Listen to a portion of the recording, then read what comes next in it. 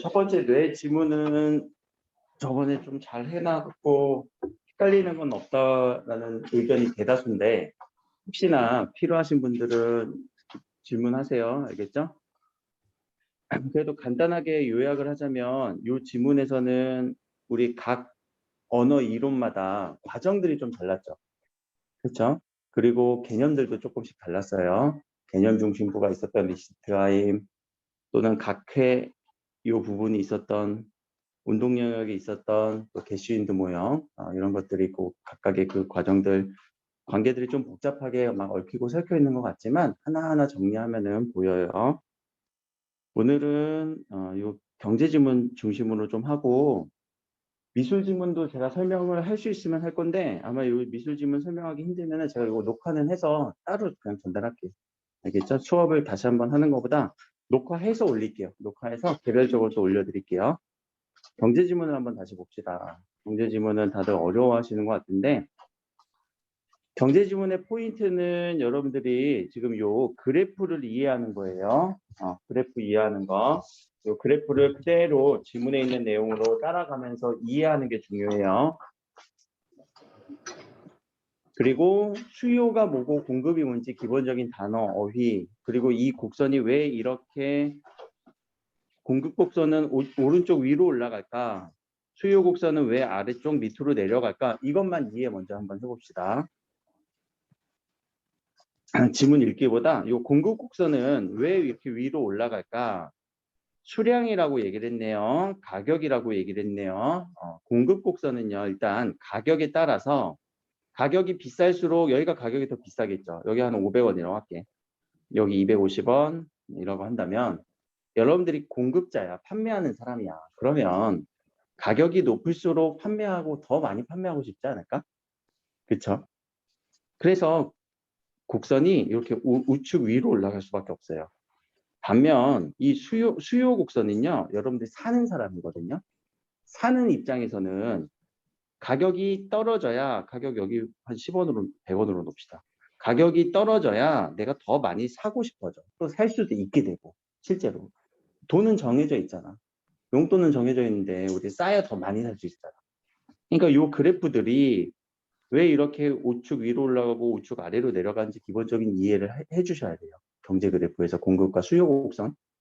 이거는 3년 내내 나오는 그래프예요. 그 가운데 이 지점에서 가격이 결정됩니다. 수량도 결정됩니다.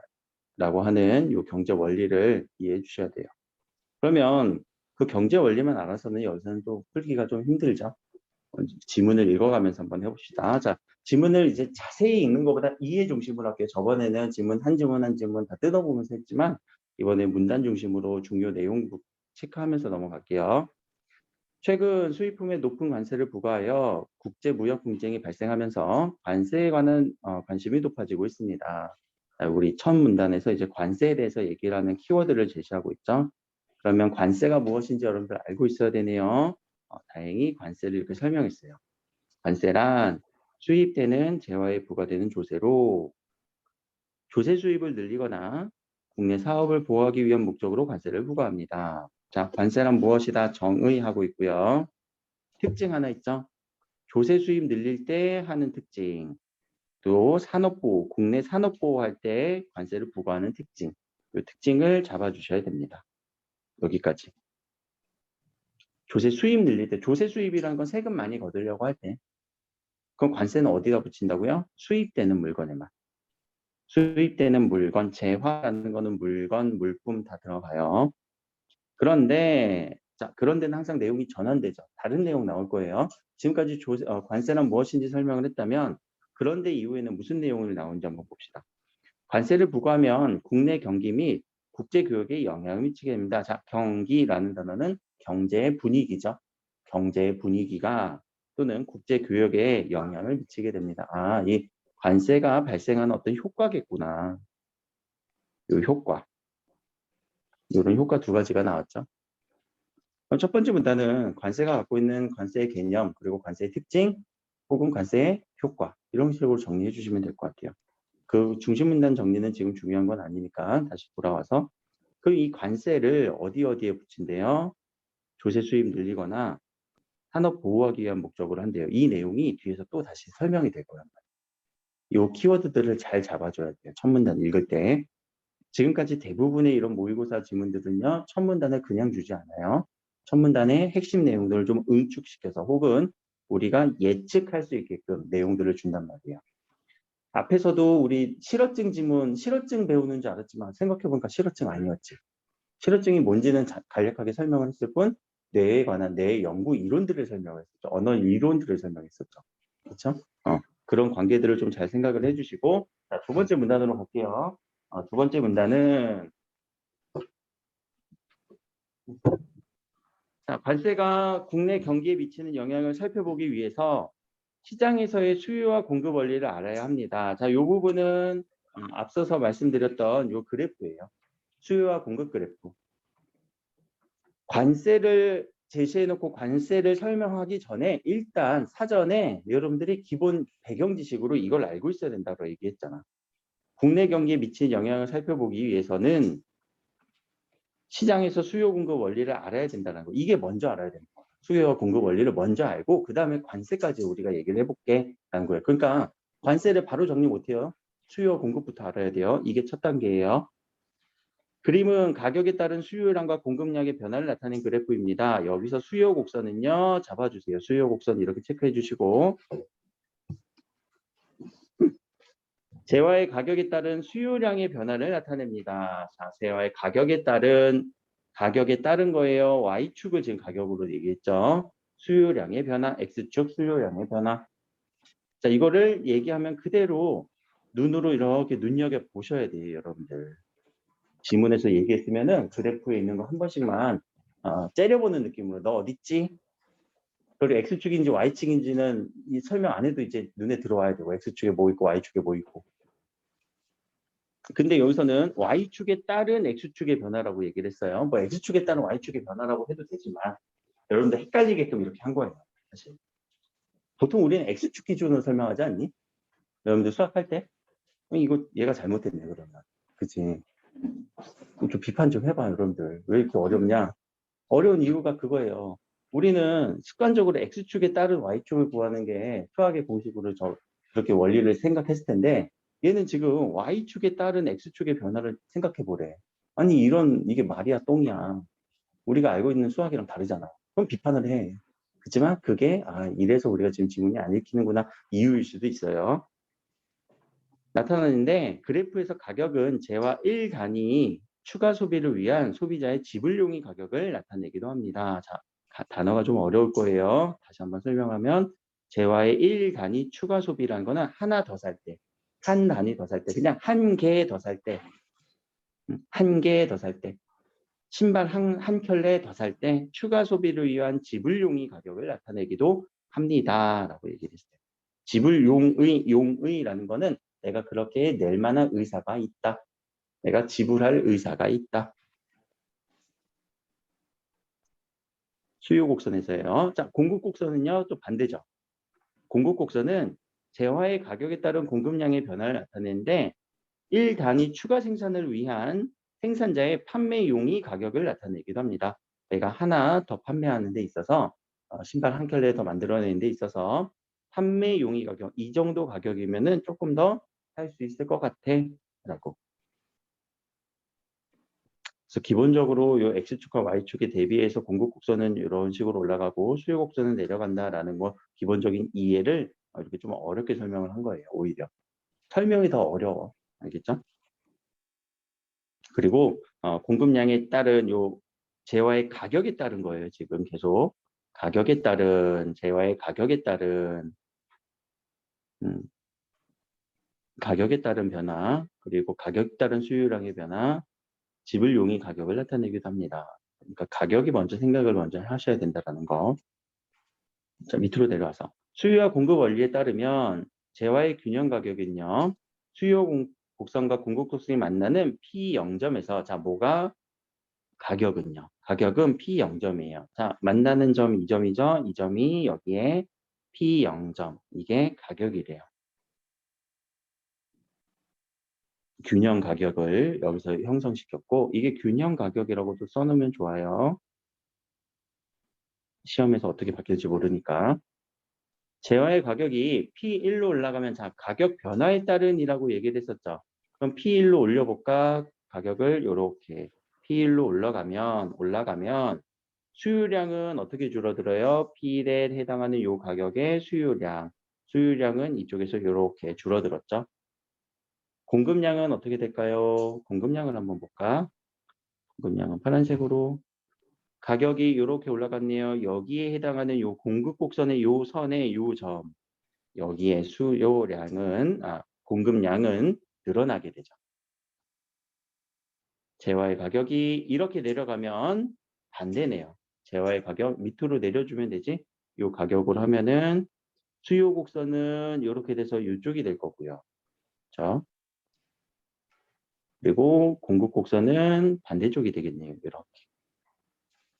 가격이 올라가면 가격이 내려가면 서로 수요 곡선과 공급 곡선 서로 반대되는 관계네요. 정리돼요? 혹시 이 부분?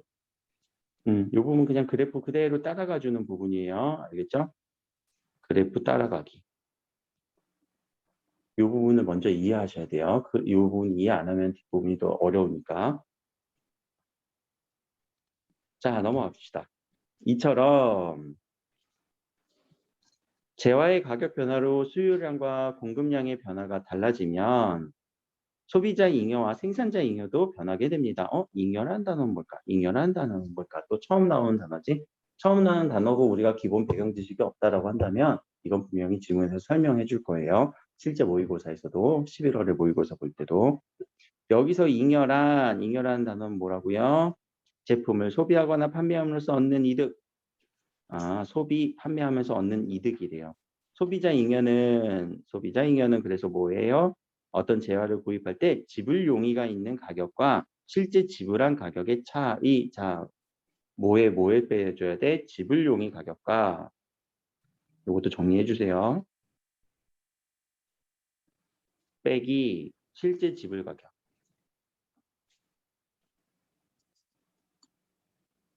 요게 소비자 잉여. 실제 용의 가격에서 지불 용의 가격에서 빼줘야 돼요.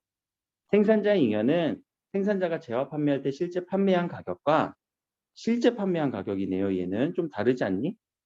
실제 판매 가격과 마이너스 판매할 용의가 있는 가격의 차이입니다. 판매 용의 가격. 앞뒤가 좀 바뀐 것 같아요. 지불 용의 가격이 먼저 앞에 나왔고요. 소비자 잉여는요. 생산자 잉여는 판매 용의 가격이 뒤에 나왔어요. 자, 요것도 바꿔낼 수 있단 말이야. 선택지에서. 생산자 잉여는 판매 용의 가격에서 실제 가격을 뺀 것이다. 이런 식으로 바꿔내면 골라낼 수 있어야 돼요. 더럽고 치사하게 많이 나올 수도 있어. 여기까지 끊어서. 그럼 잉여라는 개념은 뭐라고요? 이렇게 계산으로 할 수 있네. 가격에서 가격으로 빼는 거. 그렇죠? 그러면은 이것도 한번 생각을 해봅시다. 지불 용의 가격은 나 이 정도면 살 거야. 나 이만큼이면 살 거야. 나 신발 한 10만 원이면 살 거야. 왜 자꾸 내가 이 신발을 예를 들면은 그냥 TMI 엊그저께 이제 내가 아내 신발을 사주려고 10만 원이면 사줄게. 10만 원 언더면 사줄게. 7만 8천 원이 안 사줄 수가 없네. 난 비싸 보였거든. 뉴발란스 신발 한 10만 원 넘지 않니? 하고 10만 원 미만이면 사줄게. 근데 7만 8천 원 사줘야 되네. 내 돈. 자, 이 지불 용의 가격 10만 원이란 말이에요. 근데 실제 가격이 7만 8천 원이었어. 그러면은 소비자 잉여 얼마 남아요? 2만 2천 원이지. 이렇게. 그렇게 우리 소비자 잉여는 우리 입장에서 생각을 해볼 수 있을 거예요. 자, 근데 생산자 잉여는 좀 다를 거야. 생산자 잉여 우리가 생산해 본 적은 없으니까. 그렇죠? 근데 실제 판매 가격과 판매 용의 가격 한번 가정해 봅시다. 그 신발을 내가 잘 쓰다가 중고나라에 당근마켓에 5만 원에 내가 올리려고 했어. 5만 원에 5만 원에 판매를 했어. 실제 5만 원에 팔고 싶었어. 5만 원에 팔고 싶었어. 내가 판매 용의 가격이에요. 잘 신다가.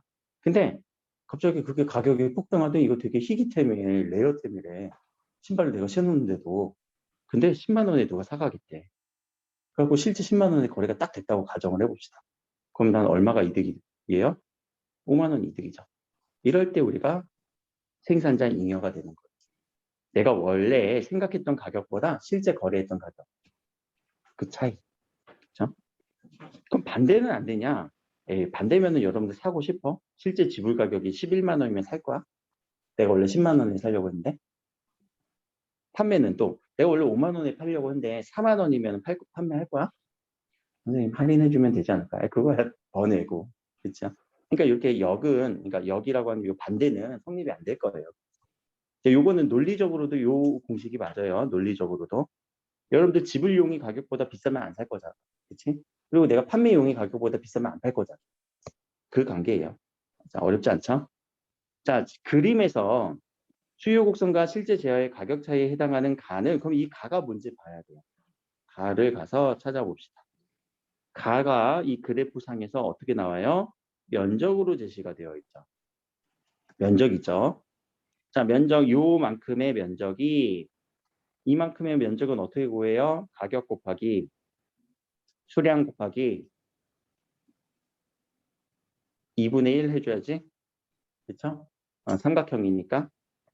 그러면 요 면적은요. 소비자 잉여를 나타낸대요. 이 부분에서 실제 가격에서 이게 실제 가격이었잖아요. 아까 P1이 실제 가격이었잖아요. 그렇죠? 균형 가격, 실제 가격. 이 균형 가격 위로 만족스러운 이 부분이 소비자 잉여고요. 실제 재화 가격과 공급 곡선의 차이에 해당하는 나는 밑에는 생산자 잉여래요. 이 부분은요. 그러면은 자 이거를 수요 곡선 기준으로 한번 생각을 한번 해봅시다. 수요 곡선이에요. 다시 그래프를 갖고 생각을 해봅시다. 수요 곡선만 볼게. 공급 곡선 잠깐 지우고 수요 곡선만. 그럼 수요 곡선의 입장에서는 내가 요렇게 요 라인 안에서만 살 거야. 요 위로는 안 사. 절대 못 사. 그렇죠? 비싸면 안 살 거니까.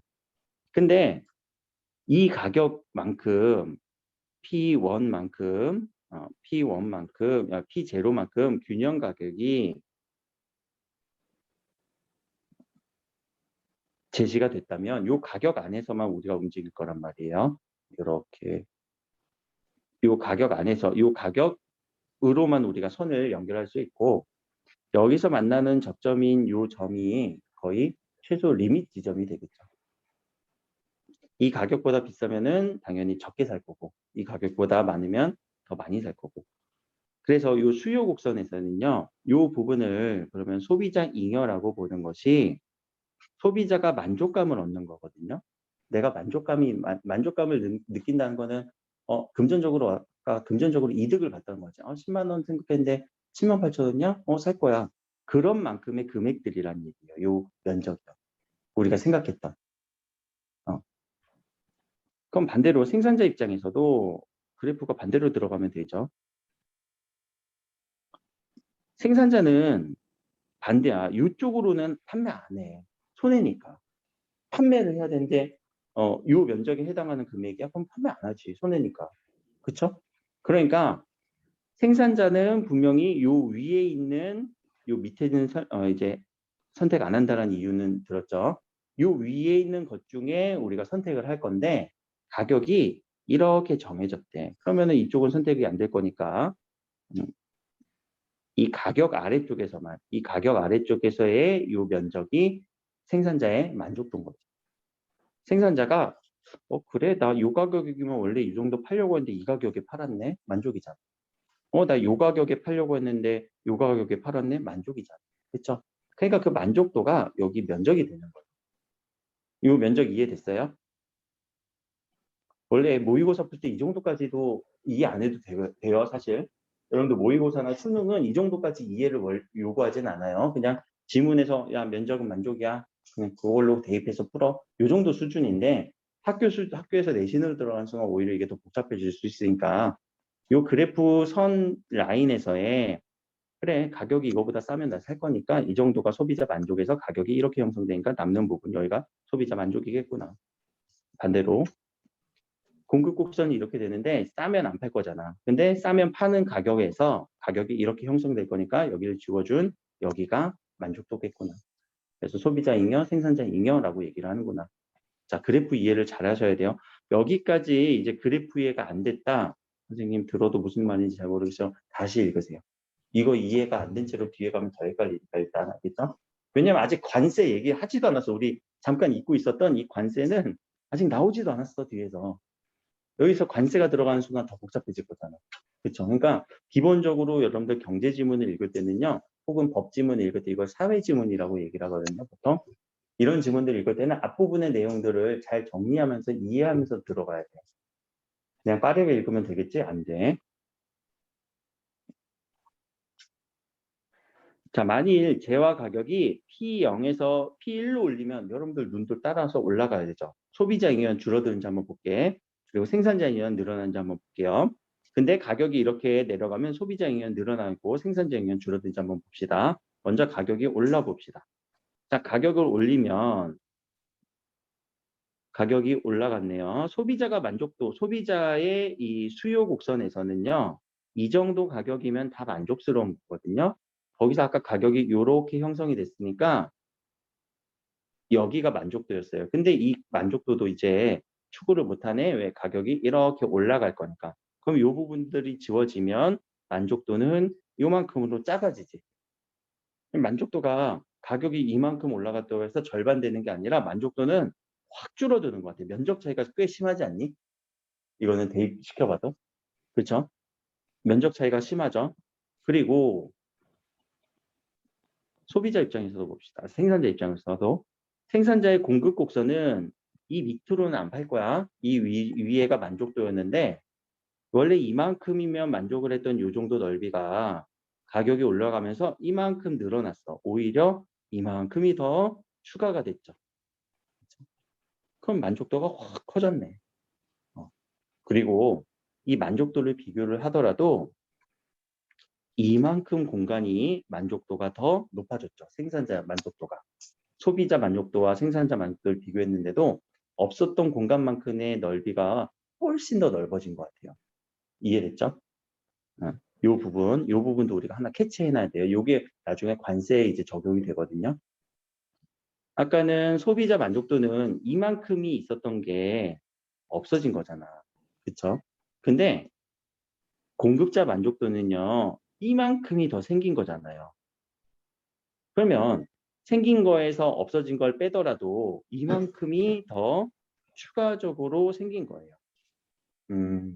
이렇게 또 봐줄 수가 있어. 그래프 안에서. 그럼 이거는 올려야 될까 내려야 될까 이런 생각도 한번 해봐야 되겠죠. 자, 밑으로 또 봅시다.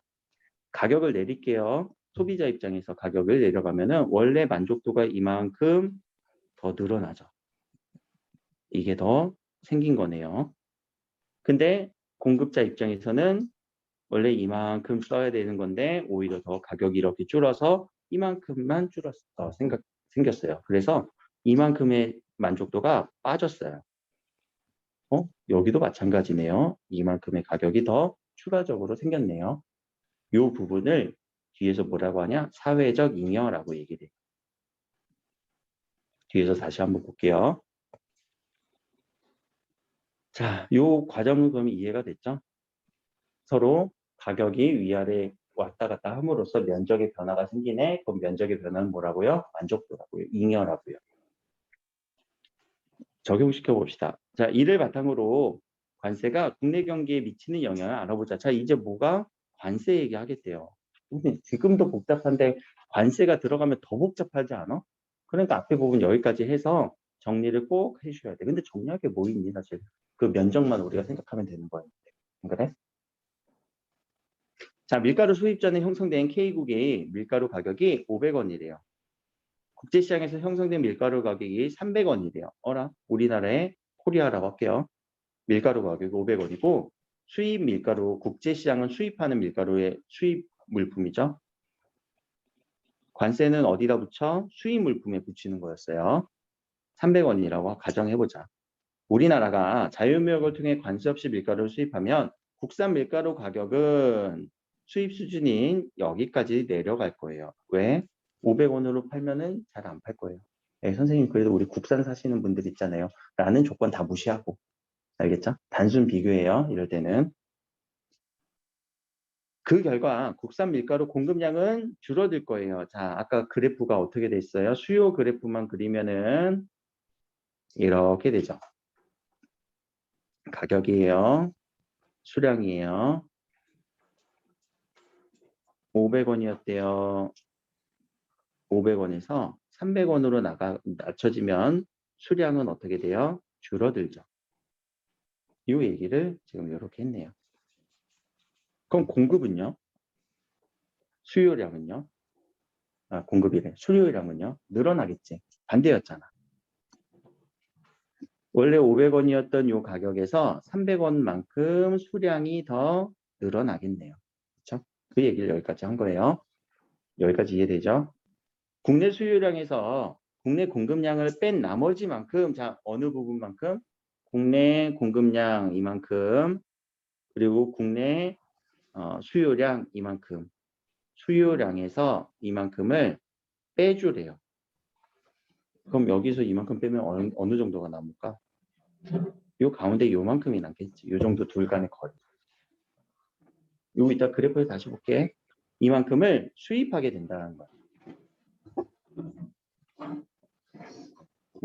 수입하게 됩니다.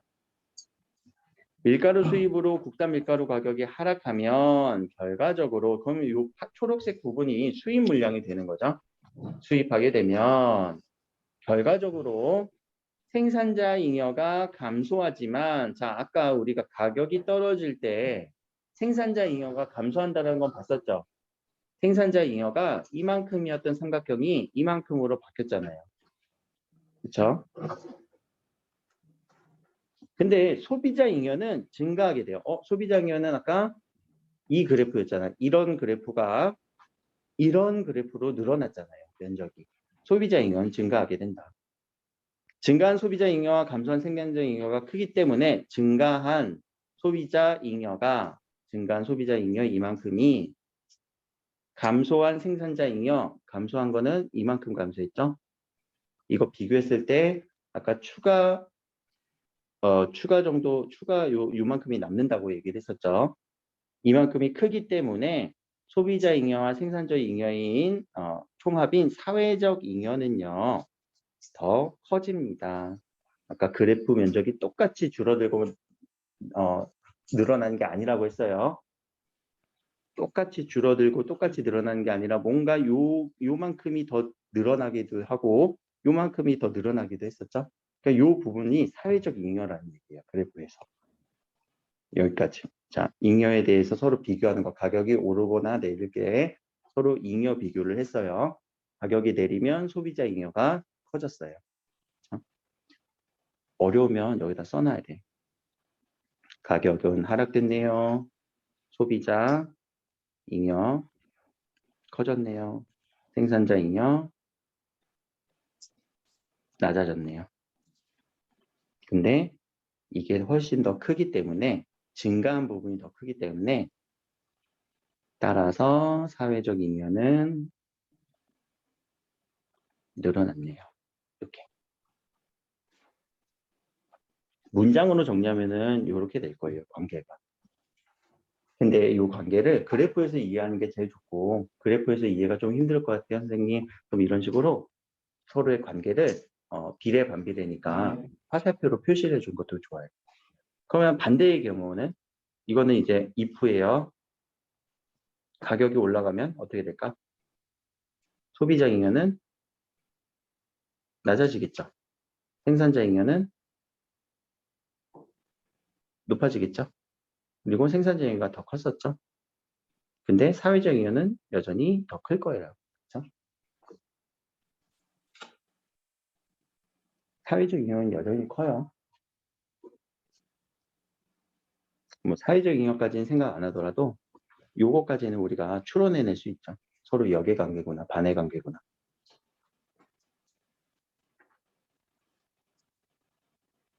좋아서.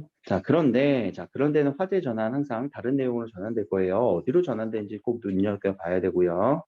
그런데 K국이 밀가루 수입에 100원씩 관세를 부과할 경우, 자, 관세를 부과한 거는 가격이 올라가는 거야, 내려가는 거야? 올라가는 거죠. 가격이 올라갈 경우 밀가루의 국내 판매 가격은 400원으로 올라가게 됩니다. 자, 이것도요, 여러분들이 헷갈리게 만드는 이유가 밑에 있는 요 관계를 볼 때, 자, 지문에서 정리했을 때는 요 노란색 부분으로 우리가 정리를 했었죠. 그렇죠? 지문에 있는 내용으로. 근데 지문에서 예시는 가격이 내려가는 측면을 줬단 말이야. 우리한테 가격이 올라가는 측면은 우리가 가정한 거예요. 추론한 거예요. 그렇죠? 가격 올리는 거는 우리가 추론해내야 돼. 이 추론은 지문에서 주지 않고 추론해서 생각해 라는 걸로 우리한테 그냥 주어진 과제란 말이에요. 추론 안 하는 순간 이거 생각을 못 하지. 자, 올라가게 됩니다. 그렇게 되면 다시 국산 밀가루 생산자는 관세 부과 전보다 100원 오른 가격으로 밀가루 판매하니까 공급량은 늘겠죠. 공급자 입장에서는요. 공급자 입장에서는 여기서 400원으로 수준이 결정이 된다고 한다면 조금만 더 크게 그릴 걸 그랬네. 400원으로 결정된다고 한다면 공급량은 이만큼으로 결정될 거예요. 소비량은요? 이만큼으로 결정이 될 거예요. 그렇죠? 그래프 이따 다시 그릴게요. 관세를 부과하기 전보다 생산자 잉여가 증가하게 됩니다. 생산자 잉여는 가격이 오르면 증가한다고 했었죠. 반대로 소비자 입장에선 가격이 올라가면 수요량이 증가하니까 소비자 잉여는 감소하게 됩니다. 하지만 증가한 생산자 잉여가 감소한 소비자 잉여보다 작기 때문에 소비자 잉여와 생산자 잉여의 사회적 잉여는 밀가루 관세 부과하기 전에 비해 작아지게 됩니다. 사회적 잉여가 관세 부과하기 전에 비해 작아진대요. 그 면적 차이가 조금 더 생기나 봐요. 그렇죠? 요 사회적 잉여, 요 부분이 아까 면적이 요렇게 줄어들 거니까. 요 면적, 요거 사회적 잉여만 생각해 볼게요. 가격이 300원이었는데 400원으로 올렸대. 요렇게 보면 사회적 잉여는 400원일 때는 이 정도였고요. 사회적 잉여가 300원일 때는 이 정도 넓이까지 되겠죠. 이 정도의 차이까지. 그러니까 큰 차이가 있네. 그래프로 보니까. 그렇죠? 말로만 하는 것보다 그래프로 따져보니까 차이가 크죠. 자, 그래서 사회적 잉여가 작아진다는 것까지는 이해가 되실 거예요. 그래프 비교, 단순 비교만 하더라도. 자, 그런데 관세 정책이 장기화될 경우 관세 정책이 장기화된대요. 아까 자 관세 정책이 그러면 어디에 영향을 미친다고 했었지? 1문단에서 2문단에서 국내 경기에 영향을 미친다고 했죠. 또 국제 교역에 영향을 미친다고 했죠. 이런 부분들이 이제 연결되지 않을까? 국내 경기가 침체에 빠지게 됩니다. 아하, 관세가 주는 영향, 국내 경기 침체. 예컨대 예를 들어 봅시다. K국 정부가 국내 밀가루 산업을 보호하기 위하여 밀가루에 높은 관세를 부과하면 단기적으로는 국내 생산자의 이득을 늘려 밀가루 산업을 보호할 수 있대요. 자, 관세 효과 아까 산업의 보호라는 얘기도 있었죠. 산업을 보호 이렇게 연결이 되네요. 그러면은 생산자 잉여가 높아진 거죠. 다른 말로 생산자 잉여가 높아진 거예요. 하지만 높은 관세로 국내 밀가루 가격이 상승하면 밀가루를 원료로 하는 제품들의 가격이 줄줄이 상승하게 됩니다. 자, 이 부분은 다시 밀가루를 원료로 하는 제품의 가격이 줄줄이 상승하게 됩니다. 관세 정책의 경우 경기가 침체에 빠집니다. 라는 말을 다시 얘기해 주고 있죠. 관세 정책이 경기에 미치는 영향. 상승하게 되어 국내 소비자들은 밀가루를 이용하여 만든 제품의 소비를 줄이게 됩니다. 아이고, 그치. 짜장면 값 오르겠네. 이러면 밀가루를 주 원료로 하는. 이러한 과정이 계속 장기화되면 결국 경기는 침체됩니다. 자, 과정 조금만 생각해 볼게요. 생산자의 잉여가 증가하지만 결국 경기에 영향을 줘요.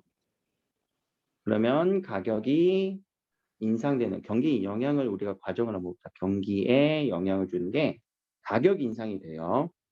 그러면 그 원료로 인한 제품 가격도 인상이 되고요. 가격이 상승하면 소비는 어떻게 될까? 줄어들게 되죠. 소비자들의 소비. 그래서 경기 침체. 이 과정을 이렇게 얘기해 준 거예요. 가격이 올라가면 제품 가격도 올라가니까 소비를 줄어들게 됩니다.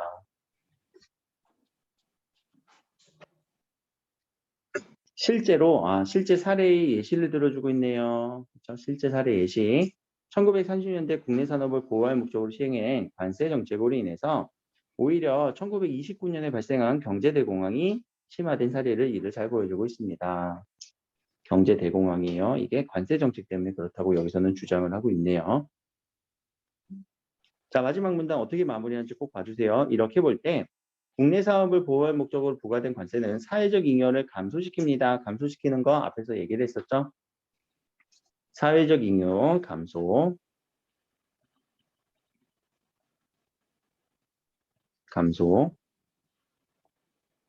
해당 제품에 대한 국내 소비를 줄어들게 합니다. 국내 소비를 줄어들게 해서 악영향을 끼칩니다. 경기를 침체시킵니다. 엔드 마지막. 또한 과도한 관세는 국제교역을 감소시킵니다. 국제교역 감소는 첫 문단에 잠깐 나왔었죠. 이 부분. 국제교역에 영향을 미칩니다. 국제교역에 영향을 미칩니다. 얘기가 뒤에 잠깐 나오고 마네요. 이 내용이 메인은 아니었나 봐. 국제무역시장을 침체시킬 뿐만 아니라 무역 분쟁을 야기합니다. 야기란 단어 무슨 단어죠? 일으키다. 일으키다. 항상 일으키다라고 해석해 주세요. 야기하다. 이러한 이유로 대다수의 경제학자들은 과도한 관세에 대해 우려를 드러내고 있습니다. 그러니까 관세를 함부로 많이 오래 하면 안 된다. 일시적으로는 괜찮을 것 같긴 한데 이 정도까지만.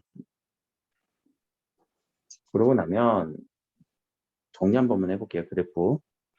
그럼 이제 여러분들이 그래프를 가지고 노르셔야 돼.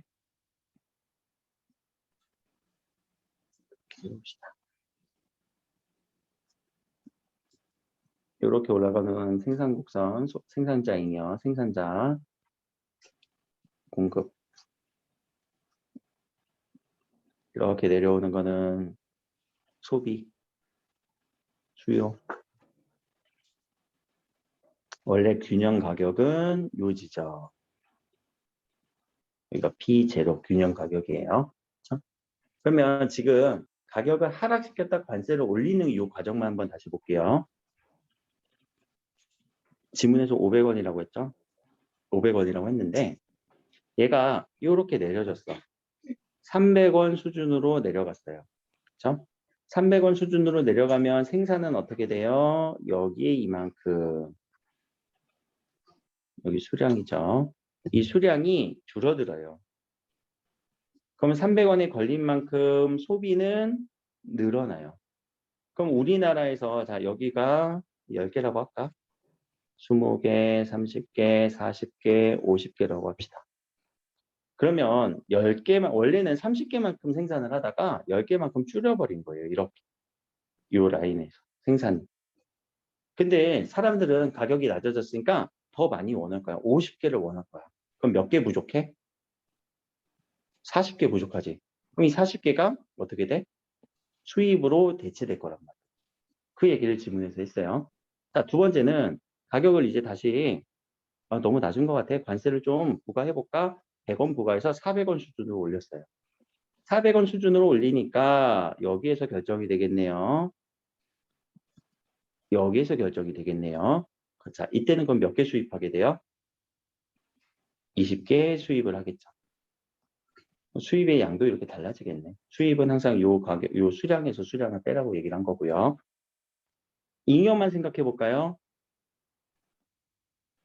생산자 잉여가 가격이 낮아지면은 생산자 잉여는 이만큼으로 줄어들었죠.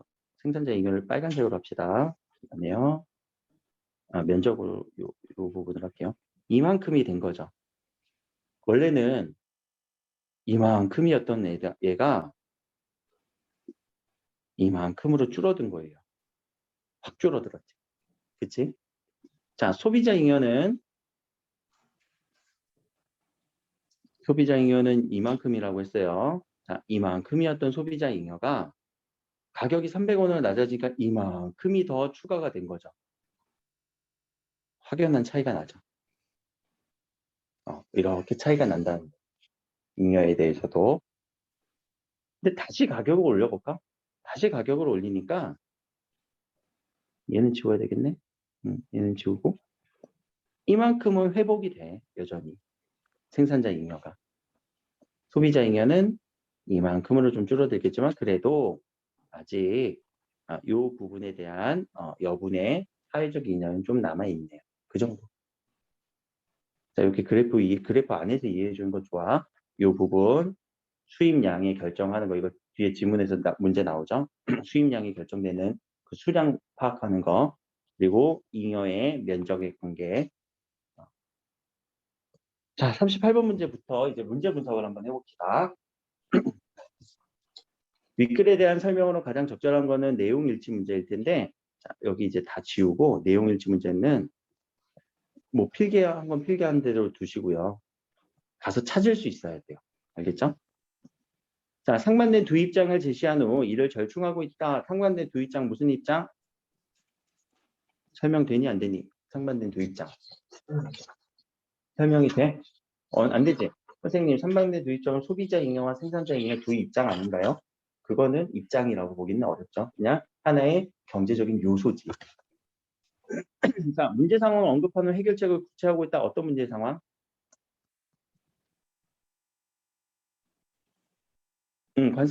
문제 상황. 관세가 높아질 때 문제 상황. 그때 해결책 어떻게 해야 된대? 과도한 관세를 하면 안 된다? 그거는 제한하는 거였고. 해결책을 구체화하고 있다? 관세 그러면 얼마큼 해야 된대? 없어. 그런 내용 없어. 이런 내용이라고 한다면 안 돼. 알겠죠? 자, 이론의 한계 있었니? 마지막에 선생님 한계 아니에요? 그럼 단계적인 순서에 따라 설명하고 있다? 아니, 한계를 좀 우려점을 얘기했을 뿐이지. 단계적인 순서도 지워주셔야 돼요. 팍팍 지워줘. 학설이 나타내긴 배경과 그 학문적 성과를 분석하고 있다. 무슨 학설? 무슨 학문적 성과? 근데 5번이 맞겠네. 원리를 설명하는 무슨 원리예요? 공급 수요를 통해서 관세 원리겠지. 소비자 잉여와 생산자 잉여의 원리. 구체적인 사례를 들어서 이해를 돕고 있습니다. 구체적인 사례는 이 밀가루 사례도 들었죠? 답은 5번으로 가시는 게 낫겠네요. 자, 38번 문제랑 39번 문제랑 약간의 뉘앙스적인 차이가 있어요. 제가 1분 드릴 테니까 39번을 한번 무슨 차이가 있는지 한번 생각을 해보세요. 얼른 다녀오세요. 1분 시간 드릴게요.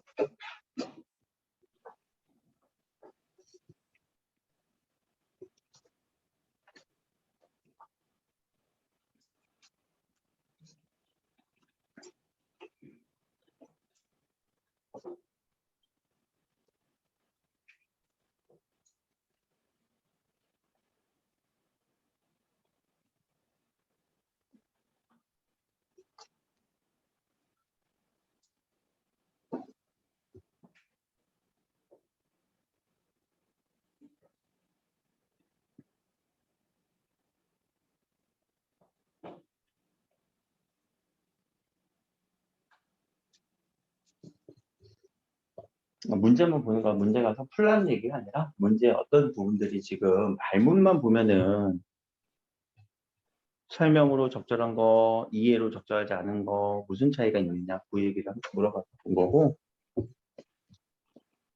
설명으로 적절하지 않은 거 설명 선생님 이거 설명 아닌가요?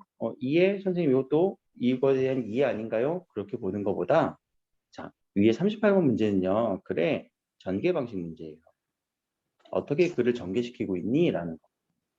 근데 39번 문제는 내용 일치 문제에다가 이 내용 일치 문제 플러스 약간의 추론까지 해야 우리는 이해 문제라고 얘기를 해요. 보통.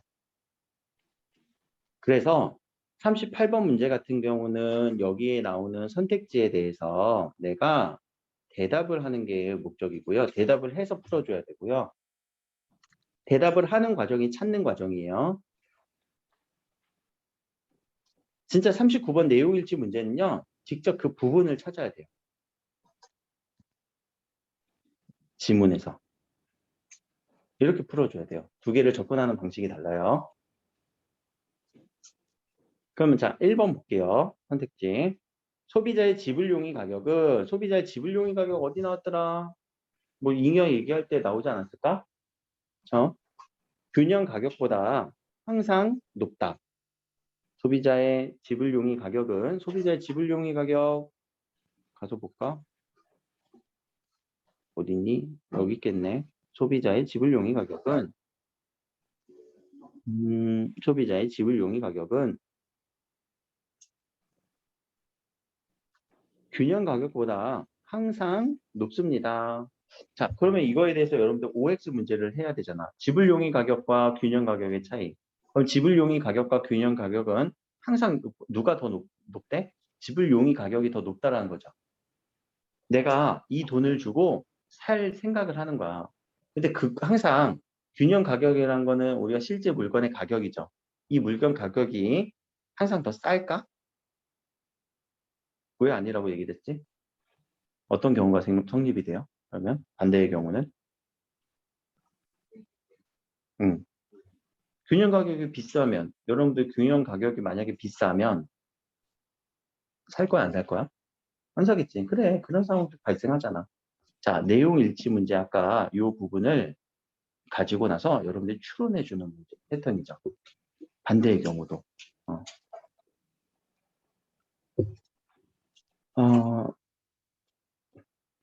균형 가격은 형성이 되지만 그 가격의 위아래로 우리가 분명히 움직인단 말이에요.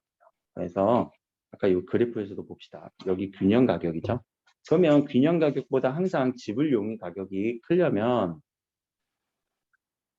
뭐이 부분에서만 산다는 얘기잖아. 그렇죠? 아니 낮아질 수도 있어. 그럼 안 사게 되겠지. 그리고 만족도가 떨어지겠지. 그렇죠? 답은 1번으로 가시면 되는 거고 2번, 3번, 4번, 5번 볼게요. 균형 가격에서 재화의 수요량과 공급량은 동일하다. 자, 균형 가격에서 재화의 수요량, 공급량이 동일하다. 수요량, 공급량이 동일하다라는 거는 균형 가격점에서 요만큼의 공급 곡선과 수요 곡선의 양이 결정된다라는 거죠. 그러면 동일하다라고 우리는 보이네.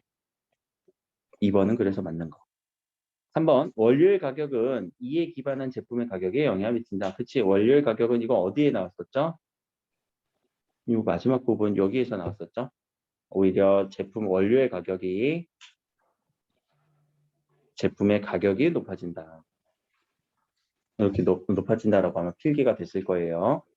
관세는 국가 간의 무역 분쟁의 원인으로 작용하기도 합니다. 어디에 나와 있어요? 여기 나와 있죠. 무역 분쟁을 야기시킵니다. 이것도 하나의 모의고사 패턴인데 모의고사 지문에서는 약이라고 얘기 나왔을 뿐 선생님 작용합니다. 작용은 무슨 의미예요? 발생한다. 야기한다. 이게 작용의 유의어잖아. 이 유의어로 바꿔주는 패턴이 가장 흔한 패턴이에요. 절대 지문에 있는 말 그대로 쓰지 않아요. 어떻게 해서든 어휘를 바꿔주려고 하거든요.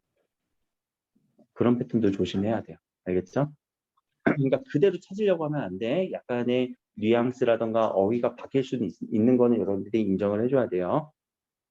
자, 5번도 대다수의 경제학자들은 과도한 관세에 대한 부정적 입장을 취한다. 어디 부분? 여기 있네. 마지막 부분. 이렇게 연결시켜 주세요. 내용일치 문제, 추론 문제들은 분명 그 지점 가서 생각을 하시고 찾아줘야 돼요. 알겠죠? 좀 적용하는 패턴이 다르죠? 넘어갑시다.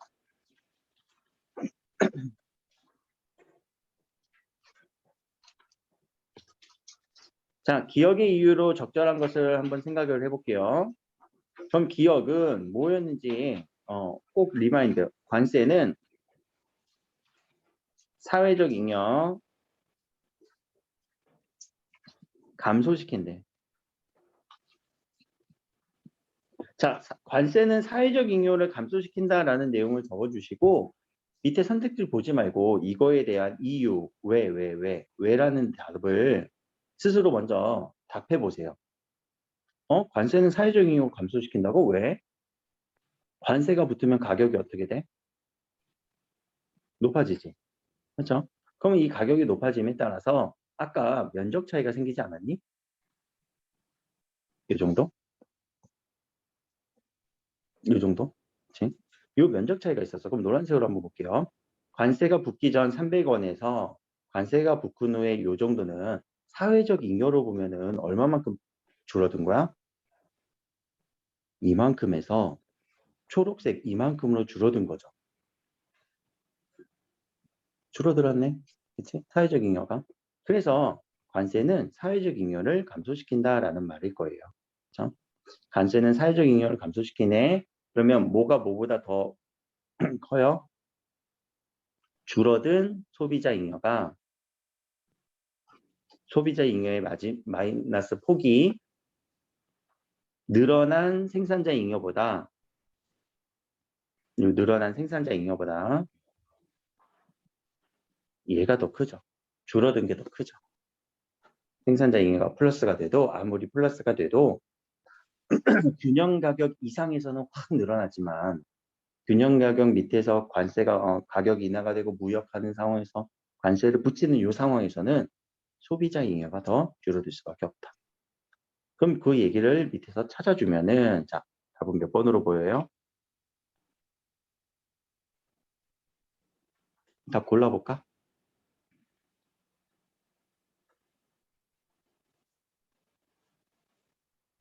일단 같으면 안 될 것 같아. 같으면 안 돼요. 두 개가. 누가 더 커야 됐어? 소비자의 잉여 감소분이 생산자 잉여 증가분보다 더 컸죠. 그 이유를 찾아주는 거예요. 이렇게. 알겠죠?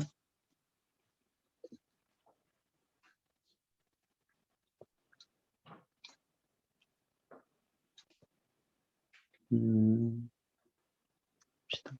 여기서도 헷갈리게 나왔네. 증가, 감소 이런 단어들을 바꿔서. 근데 분명히 관세를 붙이면 소비자 잉여는 줄어든다고 했어요. 생산자 잉여는 늘어난다고 했어요.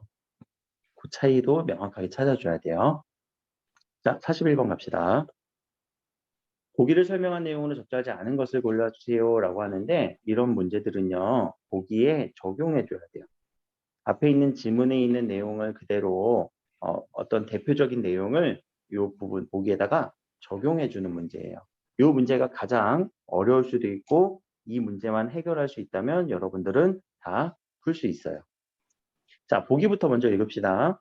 희곡에서는 바나나만을 소비하다가 값싼 수입산 바나나가 관세 없이 수입을 하면서 자, 관세 없이 수입을 했네요. 가격이 어떻게 돼요? 낮아지겠네. 관세 그 비슷한 가격으로 형성이 되겠죠. 국산 바나나 가격이 국제시장 가격 수준으로 하락했습니다. 자, 국제시장 가격으로 하락하면은 생산자의 생산자든 생산 수량은 생산량은 감소하겠죠. 그리고 생산자 잉여도 감소할 거고 반면에 소비자 잉여는 소비량은 늘어날 거고 소비자 잉여는 늘어나겠죠. 이 관계까지 여러분들 정리해 주면서 그래서 정부는 국내 산업 보호를 위해서 관세를 부과하였습니다. 그럼 관세 부과한 거는 다시 이 기준보다 생산량은 국내 생산량이에요. 좀 늘어날 거고 조금 생산자 잉여도 조금 늘어나겠죠. 많이 줄어들었다가 조금 많이 늘어났다가 조금. 자, 소비량은 조금 줄어들겠네. 조금 줄어들겠네. 소비자 잉여도 조금 낮아지겠네. 그래서 이렇게 얘기가 나왔죠. 자, 이런 부분은 그러면 여러분들이 이 그래프를 이제 나 볼 만큼 봤어요. 그럼 선택지 보면서 놓고 하나하나 따져주면서 봐요. 바나나를 수입하기 전이네요. 그러면 1,000원에 가격이 형성이 됐던 거예요. 국내 규격 가격은 톤당 1,000만 원이었습니다. 1,000만 원이었습니다. 맞네요. 매우 적절하죠. 하나하나 놓고 따져주는 거. 자, 2번. 관세를 부과하기 이전에는, 자, 관세를 부과하기 이전이에요. 그러니까 국내 가격 500원으로 봐야 되죠. 수입되는 바나나는, 자, 500원에 수입되는 바나나의 수량은 200톤입니다. 이거 어떻게 구해야 되지?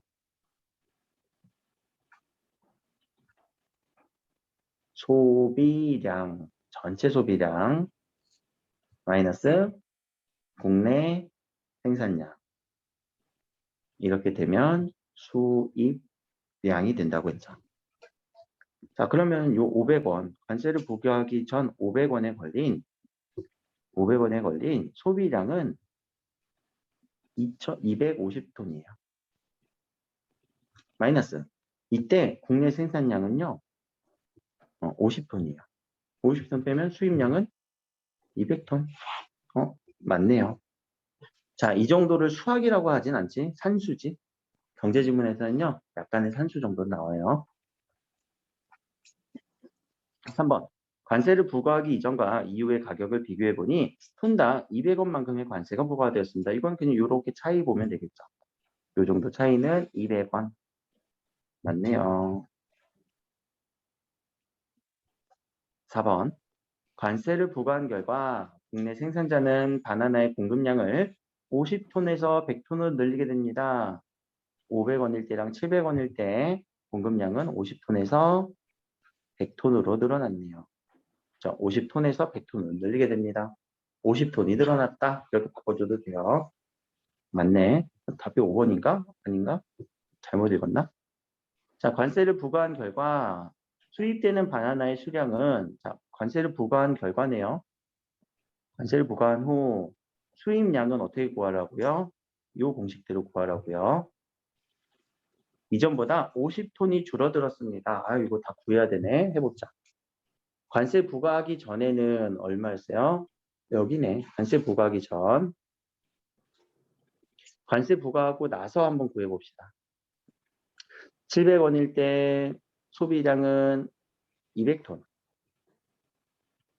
700원일 때 국내 생산량은 100톤. 그럼 수입량은 100톤. 근데 여기서는 이전보다 50톤이 줄어들었습니다. 에이, 아니네요. 100톤이 줄어들었네요. X. 답은 5번. 안 어렵지?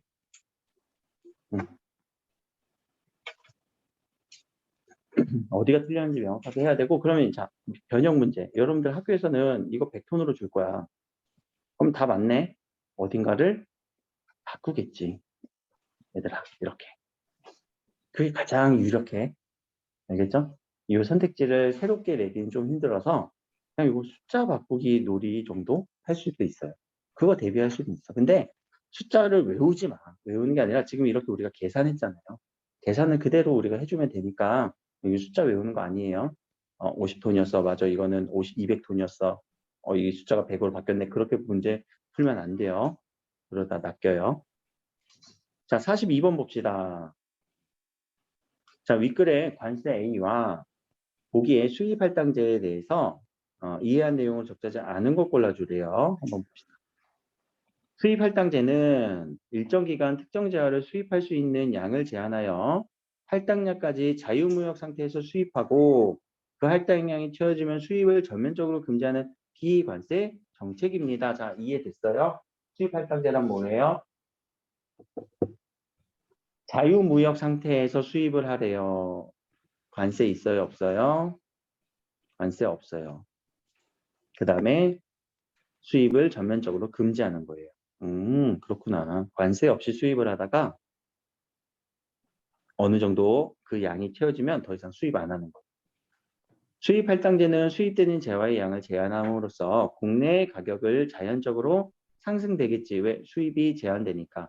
수입이 안 되니까 다시 가격은 상승돼요. 국내 가격으로. 국내 생산자를 보호하는 기능을 하기도 합니다.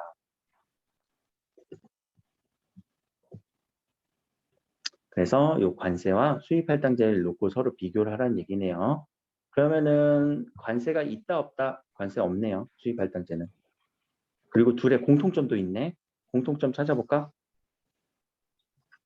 관세와 수입 할당제의 공통점. 국내 산업 보호, 그리고 생산자 보호가 하나의 공통점으로도 잡히죠. 항상 두 대상이 나오잖아. 서로 다른 두 대상 A, B라고 하는 두 대상이 나오면 두 개는 어떤 게 다르고 어떤 게 공통점일까라는 관점이 꼭 필요해. 모의고사에서 많이 요구하는 거고. 서로 다른 두 개는 뭔가 다르기도 하지만 비슷한 점도 있을 거란 말이에요. 그렇죠? 자, 그래서 그거에 대해서 우리가 생각한 거에 대해서 이제 문제를 풀어주신다면 먼저 1번 A 두고 관세는 수입품의 가격을 상승시키는 원인으로 작용하겠군. 그러네요. 수입품의 가격에다 붙이는 게 관세니까요. 맞네요. 자, B는 수입 할당제는 수량을 기준으로 수입되는 재화의 양을 제한하겠군. 그렇죠. 할당량, 수량이라고. 분명히 여기서는 할당량이라고 써놓고서 밑에서는 수량이라고 말만 바꿔냈죠. 이런 패턴들 많이 나와요. 3번. 자, 요 3번 선택지 어떻게 잘라야 돼? 이렇게 잘라주세요. 먼저 A는 정책 시행 시 혜택을 국내 생산자로 보겠군. 자, 그럼 먼저 이 부분부터 생각을 하셔야죠. A는 정책 시행 시 국내 혜택을 국내 생산자가 보겠군. 자, 맞아요, 틀려요? 우리나라 수입을, 우리나라 산업을 보호하니까 이 부분 맞네. 그러면 이제 파란색으로 치는 B와 다른지를 생각을 해야지. 자, B와 그러면 다른가? 아니야. 국내 생산자 보호라며 여기가 틀렸네. 답은 3번. 자, 선택지도 한눈에 안 들어와. 잘라야 돼요. 선택지 자르는 방법. 자, 4번도 그럼 같은 방법으로 한번 해봅시다. 자, B는 여기 지우고. B는 A와 달리 그러면 뭐부터 생각하세요? B부터. B는 수입품에 대한 정부의 조세 수입이 없겠군. 조세 수입 없겠네요. 왜? 관세가 아니니까. 관세 붙이지 않는다고 했죠. 수입품에 대해 어떤 세금도 붙이지 않네요. 그러면 A는 맞나? A는 맞죠, 선생님. A는 관세니까 당연히 세금을 붙이잖아요. 그렇죠? 관세를 붙이니까 세금을 붙이잖아요. 그럼 4번은 맞는 선택지가 되죠. 이런 식으로. 자, 5번도 공통점이에요. A와 B 모두 공통점이죠. 공통점으로 국제무역의 규모를 감소를 유발할 수 있겠군. 이 말은 무슨 말이야 도대체? 국제무역 규모의 감소, 국내 산업 보호. 국내 산업 보호가 아까 지문에서 이렇게 나왔죠. 과도한 관세는 국제교역을 감소시켜 침체시킵니다. 라고. 과도한 관세는. 그럼 이거는 인정. 그래. 관세는 규모를 줄인다라는 거는 인정.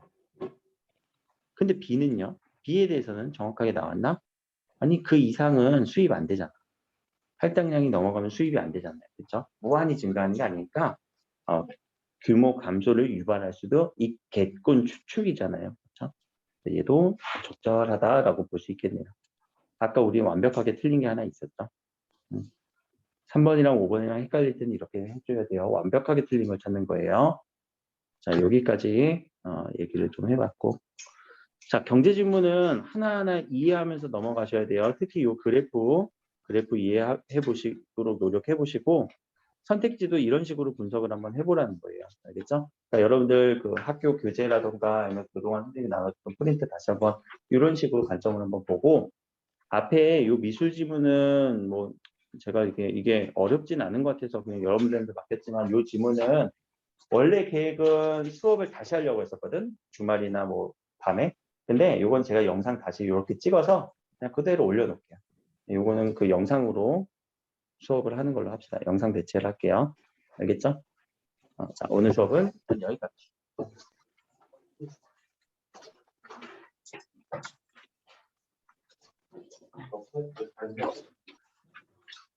질문